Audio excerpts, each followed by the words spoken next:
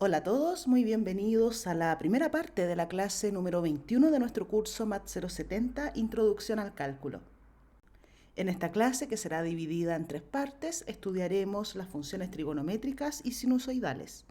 Partiremos con una pequeña motivación, luego definiremos las funciones trigonométricas y finalmente a partir de ellas obtendremos las funciones sinusoidales. Comencemos con las funciones trigonométricas y sinusoidales. Existen fenómenos naturales que no pueden ser modelados satisfactoriamente con las funciones presentadas hasta acá. Por ejemplo, las ondas mecánicas y electromagnéticas, movimiento ondulatorio, la corriente eléctrica alterna, cuerdas vibrantes, oscilación de péndulos, ciclos comerciales, movimiento periódico de los planetas, ciclos biológicos, entre otros. Las funciones trigonométricas sí lo permiten.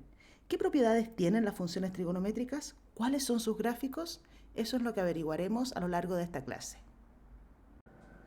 Partiremos por graficar la función seno. Definamos primero la función seno. ¿Qué es el seno de un ángulo? Consideremos la circunferencia unitaria, la que tiene centro en el origen y radio 1, y un punto P sobre la circunferencia. Digamos que este es nuestro punto P. Y llamemos θ al ángulo que forma el radio o P con el eje X, es decir, este ángulo, ese es el ángulo θ. El punto P tiene coordenadas X, Y. A la ordenada del punto Y se le llama seno del ángulo θ. Lo que estamos haciendo es expresar las coordenadas del punto P en función del ángulo θ. La coordenada Y del punto, entonces, la ordenada de este punto es lo que llamamos seno de θ. Si vamos variando el ángulo θ desde 0, ¿no es cierto?, hasta dar una vuelta completa a la circunferencia, hasta 2π, podemos obtener el gráfico de la función seno. ¿Qué es el gráfico de la función seno? Es el comportamiento de la ordenada del punto P en la medida que hacemos variar el ángulo θ. Aquí tenemos algunos valores en particular para el ángulo. Si el ángulo θ es de pi cuartos en radianes, entonces el seno de θ es raíz de 2 medios. Si cambiamos el ángulo un poquito antes, el punto P se encuentra en la posición que corresponde al ángulo θ igual pi sextos, vemos que el seno de θ es 1 medio. Y ese punto se va también moviendo acá en la gráfica. ¿Sí? Para un ángulo de pi medios, el seno del ángulo es 1 porque la ordenada del punto P es 1. Si seguimos moviendo el punto ahora al segundo cuadrante, vemos que para un ángulo θ de 2 pi tercios, el seno de θ es raíz de 3 medios. Si llevamos ahora el punto hasta la posición que corresponde a 3 pi cuartos, vemos que el seno del ángulo es raíz de 2 medios. Y lo podemos graficar acá. En el eje X tenemos identificados los valores del ángulo θ, que corresponden a estos ángulos en la circunferencia unitaria, y en el eje Y los valores de seno de θ. Observa que como seno de θ es la ordenada de este punto, y varía, es decir, el seno de θ varía entre menos 1 y 1. Vamos a seguir moviendo el punto a otros valores de θ. Para 5 pi sextos, el seno de θ es 1 medio. Para θ igual pi, el seno de θ es 0. Ya en el tercer cuadrante, para un ángulo de 7 pi sextos, el seno de θ es menos 1 medio. Y eso lo podemos apreciar acá también. Te fijas que a la derecha de pi, es decir, cuando estamos en el tercer cuadrante, el seno de θ es menor que 0. De hecho, es menos 1 medio para ese valor. Sigamos moviendo el punto P a través del tercer cuadrante. Sigue descendiendo el valor del seno de θ o de la ordenada del punto P. En el ángulo de 3 pi medios llegamos al mínimo valor del seno de θ, que es menos 1. Y si seguimos ahora hacia el cuarto cuadrante, el seno de θ, es decir, la coordenada Y del punto, sigue siendo negativa, pero va aumentando. Ya, por ejemplo, para un ángulo de 7 pi cuartos, el seno de θ es menos raíz de 2 medios. Y si seguimos moviendo nuestro punto, por ejemplo, para un ángulo de 11 pi sextos, vemos que el seno de θ es menos 1 medio. Y movamos el punto nuevamente hasta volver al punto inicial 1,0, que corresponde a un ángulo completo, a un ángulo de 2 pi. Ahí el punto se encuentra en las coordenadas 1,0, de modo que el seno del ángulo es 0. Aquí hemos completado lo que llamamos un periodo de la función seno, puesto que podríamos seguir moviendo el punto sobre la circunferencia para ángulos que son mayores que 2pi. Por ejemplo, 2pi más pi sextos. Para ese ángulo, pi sextos más 2pi, el seno de teta es un medio, que corresponde al mismo valor que tiene el seno de pi sextos. Es decir, que aquí los valores del seno se empiezan a repetir. Cada 2pi, los valores de la función seno se repiten. Son los mismos que se obtuvieron cuando el ángulo variaba entre 0 y 2pi.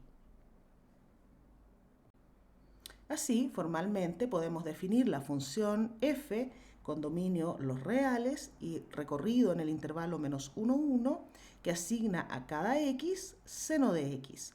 Y su gráfico es el mismo que acabamos de observar. Es esta onda. De la misma manera podemos definir ahora la función coseno. ¿Qué es la función coseno? Es el comportamiento de la abscisa de este punto que se mueve sobre la circunferencia unitaria. Comencemos a mover el punto. Partimos en las coordenadas 1,0 que corresponden a un ángulo de 0 radianes. Pero si nos movemos ahora a un ángulo de pi sextos radianes, vemos que el coseno de teta, que corresponde a la abscisa ahora de este punto P que estamos siguiendo, es raíz de 3 medios. Seguimos por el primer cuadrante, a otro valor del ángulo, al ángulo de pi cuartos, corresponde el coseno de teta, que es raíz de 2 medios. Igual que antes, vamos indicando el comportamiento de la abscisa de este punto, es decir, de la coordenada x del punto, en los ejes coordenados. En el eje x ubicamos los valores para el ángulo teta y en el eje y los valores para el coseno de teta. Sigamos con nuestro punto P, moviéndolo en la circunferencia unitaria. Para un ángulo de pi tercios, el coseno de teta es un medio. Cuando el ángulo es pi medios, el coseno de teta es 0, puesto que el punto se encuentra en las coordenadas 0,1. Ahora en el segundo cuadrante vemos que la abscisa del punto es menor que 0. De hecho, para un ángulo de 2 pi tercios, que es un ángulo del segundo cuadrante, el coseno de teta es menos un medio. Y así podemos seguir moviendo nuestro punto sobre la circunferencia. Y vamos obteniendo los distintos valores para la función coseno. Valores que también vamos observando en la gráfica que se va obteniendo, ¿no?, al variar el punto P. Entonces vamos ahora al tercer cuadrante. Observa que aquí estábamos en las coordenadas menos 1,0, de modo que cuando el ángulo es pi, el coseno de pi es menos 1. Y así continuamos, ¿no? Por el tercer cuadrante, para 7 pi sextos, vemos que el coseno es menos raíz de 3 medios. Y si vamos graficando absolutamente todas las abscisas de este punto, en la medida que hacemos variar el ángulo, obtenemos la gráfica de la función coseno. Un periodo de la función coseno corresponde a esta porción de la curva, cuando vamos con el ángulo entre 0 y 2pi. Pero por supuesto que podemos seguir con nuestro punto, moviéndolo, ¿no es cierto?, dando más vueltas a la circunferencia, es decir, considerando ángulos que son mayores que 2pi. Pero nuevamente, igual que en el caso del seno, los valores comienzan a repetirse para ángulos que son mayores que 2pi.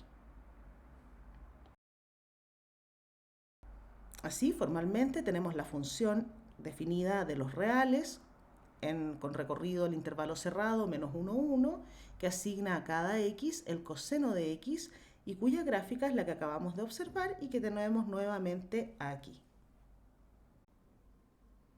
Ahora, si consideramos el cociente entre la ordenada del punto y la abscisa del punto, lo que tenemos es la función que llamamos tangente del ángulo. ¿Cómo varía la tangente del ángulo? Veamos nuevamente cómo se van obteniendo los distintos valores en la medida que hacemos variar el ángulo, es decir, que movemos el punto alrededor de la circunferencia unitaria. Partimos en el punto 1,0 que corresponde al ángulo teta igual 0 radianes, ¿no? El punto está en el 1,0, de modo que en este caso el y es 0 y el x es 1, por lo tanto la tangente de 0 es 0. Pero si movemos un poquito el punto por el primer cuadrante, por ejemplo, para un ángulo de pi sextos, obtenemos la tangente de teta, que es y partido en x, y aquí tenemos las coordenadas, ¿no? X e y del punto. Y es un medio, x es raíz de 3 medios, por lo tanto, el cociente de entre y y el x es 1 dividido en raíz de 3, o racionalizando raíz de 3 tercios como tenemos acá. Sigamos con nuestro punto P moviéndolo a lo largo del primer cuadrante, ¿no? Sobre la circunferencia. Veamos qué pasa si avanzamos hasta pi cuartos. Fíjate que en pi cuartos tanto x e y son ambos iguales a raíz de 2 medios, por lo tanto el cociente es 1, de modo que la tangente del ángulo θ es 1. Estos valores también los podemos ir observando en la gráfica de la función tangente.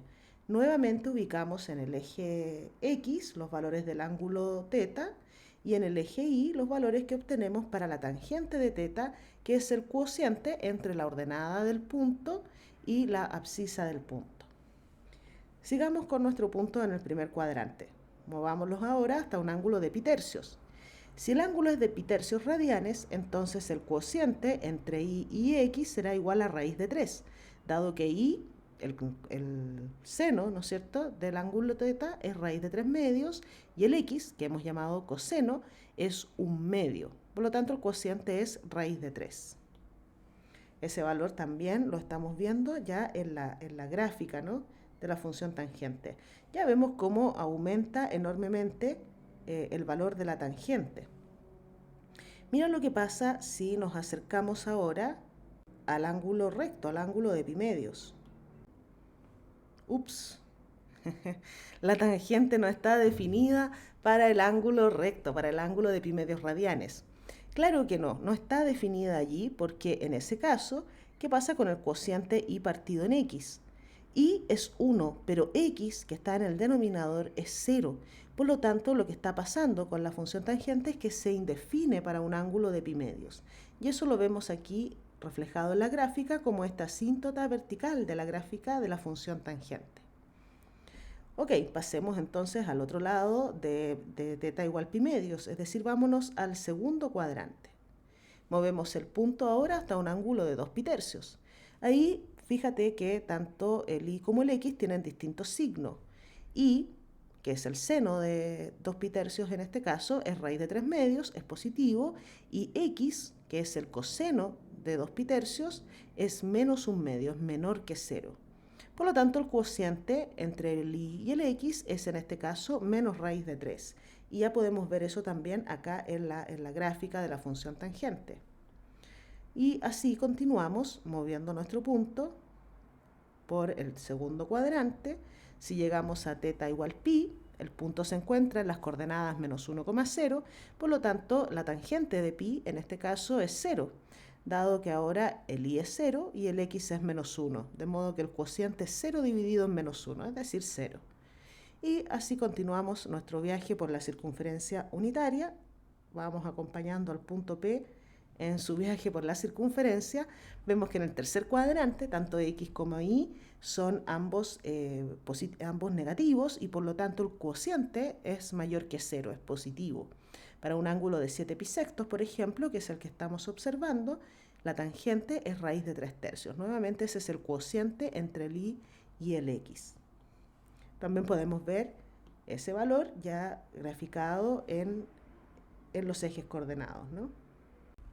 Para un ángulo de 4 pi tercios, la tangente es raíz de 3.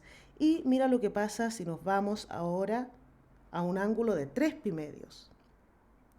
Cuando el ángulo es 3 pi medios, el punto se encuentra en las coordenadas 0,-1. De modo que el y es menos 1, pero x, el cociente, es 0 nuevamente. Es decir, que en 3 pi medios la tangente no está definida. Fíjate que ya en este punto nos damos cuenta que la función tangente también va repitiendo sus valores. Te fijas que en los puntos que corresponden, o los ángulos más bien, que corresponden al tercer cuadrante, mira, aquí tenemos por ejemplo lo que corresponde a 4 pi tercios, la tangente es raíz de 3, y mira lo que pasaba en pi tercios, la tangente también es raíz de 3. En pi cuartos la tangente es 1. Lo mismo pasa en el tercer cuadrante, cuando el ángulo es 5 pi cuartos. También el valor de la tangente es 1. Para un ángulo de pi sextos, la tangente era raíz de 3 tercios. Y mira lo que pasa en 7 pi sextos, perdón. Vuelve a ser raíz de 3 tercios. Es decir, los valores se van repitiendo mucho más rápido que en el caso de la función seno o coseno.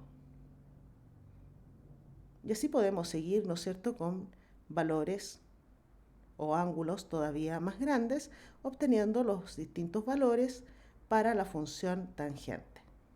Aquí vamos retrocediendo, midiendo los ángulos entonces hacia el otro lado, hasta volver de nuevo a θ igual 0.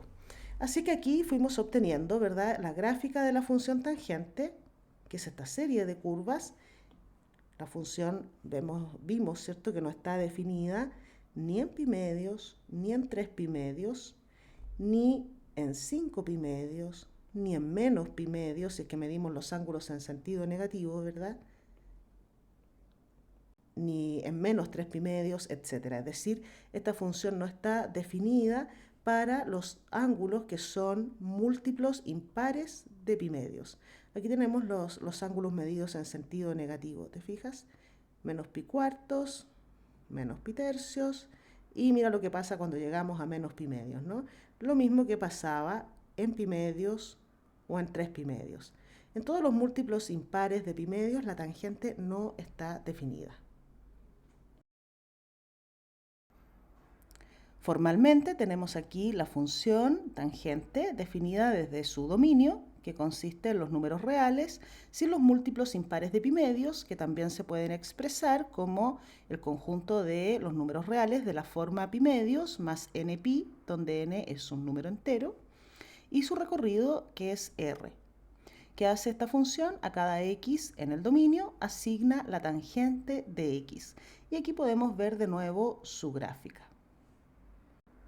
Otra función trigonométrica que podemos definir es la cosecante. ¿Cómo definimos la cosecante? La cosecante del ángulo θ, la cosecante de θ, se define en términos de la circunferencia unitaria como el cociente entre el radio de la circunferencia unitaria, que es 1, y el seno de θ, o la coordenada y del punto. Es 1 dividido en seno de θ. Y podemos ver aquí en la gráfica de la función seno, ¿verdad?, que esta función tiene ceros en 0, pi, 2pi, 3pi, etc. Por lo tanto, la función cotangente no está definida para aquellos ángulos donde el seno del ángulo es igual a 0. Eso pasa en todos los múltiplos enteros de pi. Pasa, por ejemplo, en 0 y en pi. En esos puntos que corresponden, aquí los podemos ver en la gráfica de la función cosecante, tenemos una asíntota vertical. También hay otra asíntota vertical en pi. Observa que este cociente es siempre mayor o igual que 1 cuando el ángulo θ está, por ejemplo, en el primer cuadrante, es decir, es un ángulo que va entre 0 y pi medios, y también cuando está el ángulo en el segundo cuadrante, es decir, cuando θ está entre pi medios y pi. Por eso, cuando θ está entre 0 y pi, vemos que la función cosecante es siempre mayor o igual que 1, tiende a infinito, cerca de 0 y también cerca de pi. Si el punto en cuestión es un punto de, digamos, del tercer cuadrante, por aquí, el seno es menor que 0. Por lo tanto, la función cosecante será menor que 0 en el intervalo pi 2pi, es decir, a los ángulos que corresponden al tercer y cuarto cuadrante. Aquí podemos ver la gráfica en esa porción, ¿verdad?, en el intervalo pi 2pi. Nuevamente, como es 1 partido en seno de θ, y seno de θ para estos ángulos entre pi y 2pi son menores que 0, y varían, de hecho, entre menos 1 y 0, vemos que este cociente será siempre menor o igual que menos 1. Tiende a menos infinito, cerca de pi, y también cerca de 2pi. Lo mismo pasa entre menos pi y 0, o entre menos 2pi y menos pi. Aquí tenemos entonces la gráfica de la función cosecante definida desde su dominio, que son los reales y los múltiplos enteros de pi, que corresponden a los ceros de la función seno, y su recorrido consiste de los reales sin el intervalo abierto menos 1, 1, que por supuesto también tú puedes expresar como el intervalo menos infinito menos 1, unión el intervalo 1 infinito. Ese es el recorrido de la función cosecante. ¿Qué hace entonces la función cosecante? A cada x en el dominio asigna el cociente entre 1 y seno del ángulo θ, o seno de x en este caso, ¿no? Donde seno de x representa la ordenada del punto P que va recorriendo la circunferencia unitaria. También tenemos la función secante. ¿Cómo se obtiene la función secante? La función secante se define en términos de la función coseno. Específicamente se define como secante de x, ¿cierto? O secante de un ángulo θ es 1 dividido en el coseno del ángulo θ. Es decir, es el cociente entre el radio de la circunferencia unitaria y la abscisa del punto P que se mueve sobre la circunferencia. Es decir, 1 partido en coseno del ángulo. Vemos que como es el cociente entre 1 y coseno de θ, y aquí podemos apreciar la gráfica de la función coseno, esta función secante no estará definida en aquellos valores del ángulo que hacen 0 al coseno, es decir, en pi medios, en 3 pi medios, en 5 pi medios, 7 pi medios, o en menos pi medios, menos 3 pi medios, menos 5 pi medios, etc. Por lo tanto, el dominio de la función secante será el conjunto de los reales menos el conjunto de los ceros de la función coseno, es decir, menos el conjunto de los múltiplos impares de pi, que ya hemos visto se puede expresar también como pi medios más n pi, donde n es un entero. El recorrido de la función secante, al igual que el de la cosecante, consiste de los reales sin el intervalo menos 1, 1, o como ya hemos visto, también se puede expresar como el intervalo menos infinito menos 1, unión 1 infinito. Es decir, la secante es siempre o mayor o igual que 1, o bien menor o igual que menos 1. También podemos definir la función cotangente. ¿Cuál es la definición de esta función? La cotangente de un ángulo θ es el recíproco de la tangente, es decir, es el cociente entre x e y, o en términos de senos y cosenos sería el cociente entre el coseno del ángulo θ y el seno del ángulo θ. Notamos que la función cotangente no está definida en aquellos valores donde la función seno es igual a 0, puesto que cuando seno es 0, el denominador se hace 0. Y la función seno se hace 0 en todos los múltiplos enteros de pi.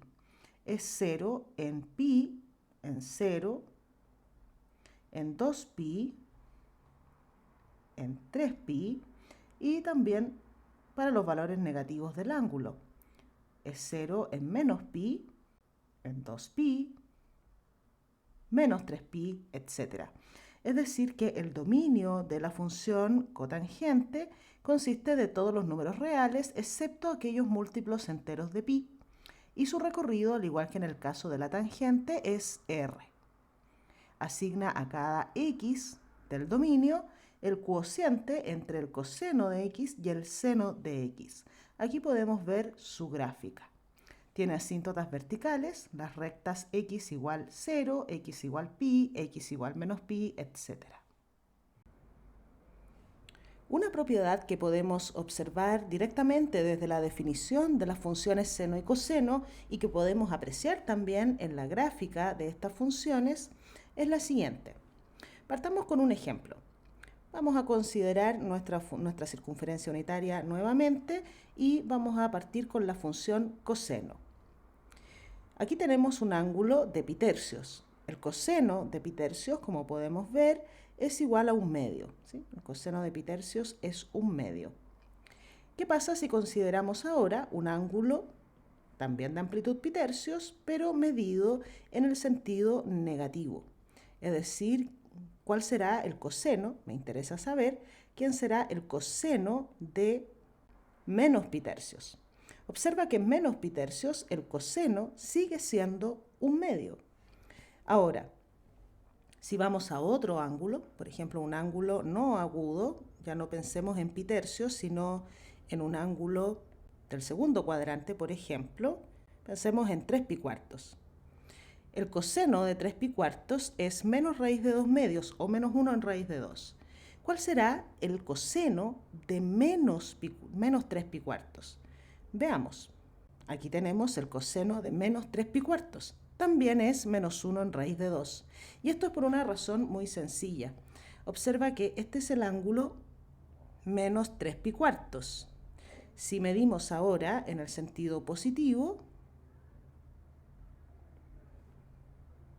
3 pi cuartos, este ángulo, vemos que el punto, estos dos puntos, comparten la misma coordenada x. Es decir, que en general lo que tenemos es que esto no vale solo con estos ángulos especiales que estamos viendo aquí, vale para todo ángulo. Entonces, en general, lo que tenemos es lo siguiente. En general, el coseno de menos teta es igual al coseno de teta para todo teta en R. ¿Te suena familiar esta definición? El coseno de x es, por lo tanto, una función par.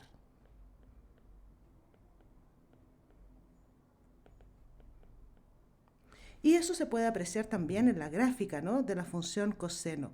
La gráfica del coseno es simétrica respecto del eje y. Aquí podemos ver en la gráfica directamente cómo los valores de x y de menos x son exactamente los mismos. ¿Qué pasará ahora con la función seno? Veamos qué pasa con la función seno. Pensemos en un ángulo del primer cuadrante, digamos pitercios. Aquí tenemos el seno de pitercios. Es igual a raíz de 3 medios. ¿Cuál será el seno de menos pitercios?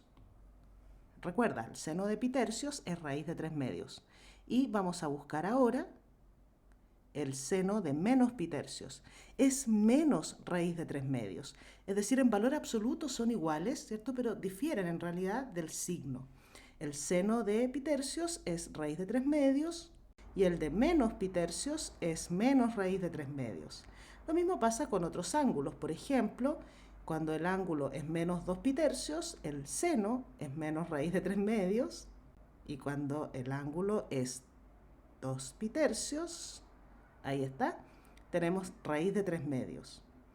Otros ángulos, por ejemplo, en 3 pi cuartos, ¿no? El seno de 3 pi cuartos es raíz de 2 medios. ¿Cuál será el seno de menos 3 pi cuartos? Menos 3 pi cuartos, menos raíz de 2 medios. Es decir, lo que está pasando en este caso de la función seno es lo siguiente.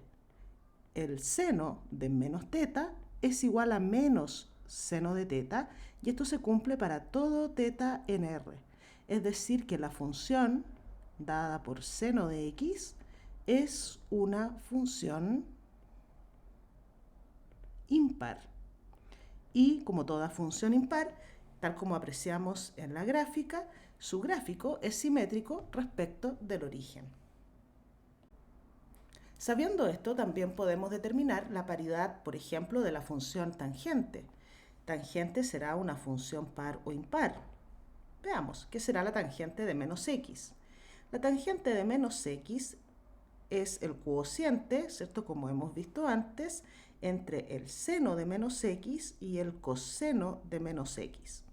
Esto porque si lo vamos a mirar aquí en nuestro dibujo, en nuestra aplicación, que es la tangente, es el cociente entre y y x, donde y es seno del ángulo y x es el coseno del ángulo.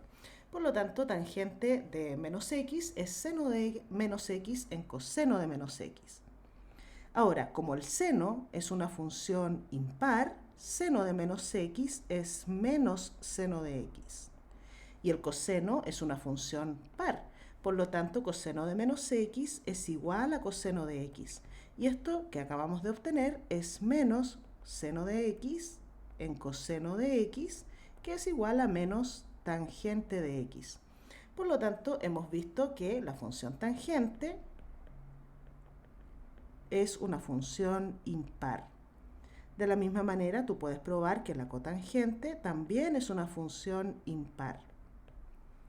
¿Qué pasará con la función secante y cosecante? Bueno, veamos qué pasa con la secante de menos x.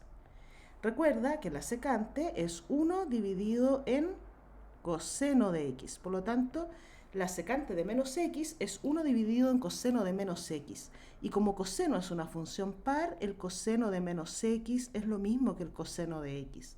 1 partido en coseno de x es secante de x. Por lo tanto, la secante de x es una función